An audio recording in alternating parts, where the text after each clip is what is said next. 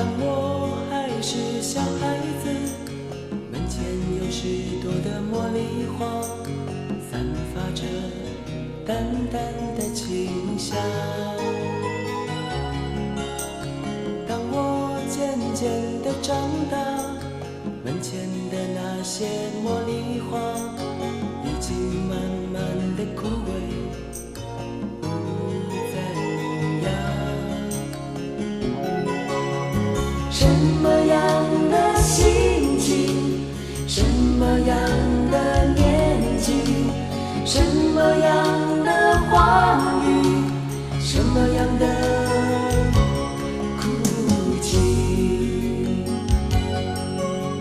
17岁那年的雨季，我们有共同的期许，也曾经紧紧拥抱在一起。17岁那年的日记，回忆起童年的点点滴滴，却发现成长已慢慢接近。17岁那年的日记，我们有共同的期许，也曾经紧紧拥抱在一起。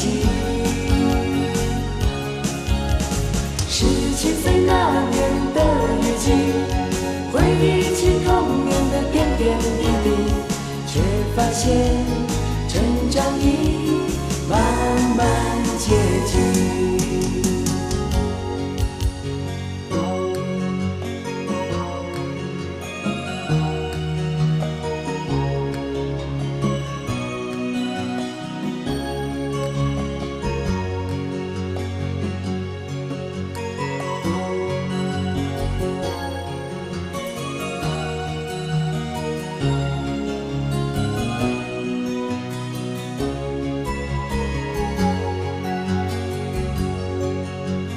当我还是小孩子，门前有许多的茉莉花，散发着淡淡的清香。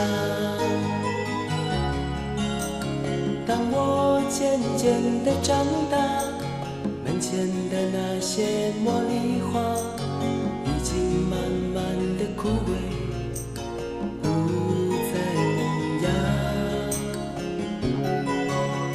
什么样的心情，什么样的年纪，什么样的话语，什么样的哭泣。17岁那年的雨季，我们有共同的期许，也曾经紧紧拥抱在一起。17岁那年的日记，回忆起童年的点点滴滴，却发现成长已慢慢接近。17岁那年的日记，我们有共同的期许，也曾经紧紧拥抱在一起。17岁那年的日记，回忆起童年的点点滴滴，却发现成长已慢慢接近。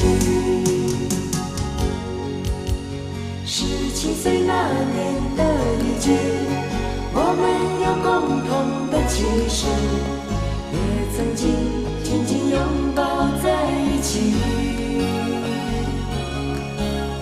17岁那年的日记，回忆起童年的点点滴滴，却发现成长已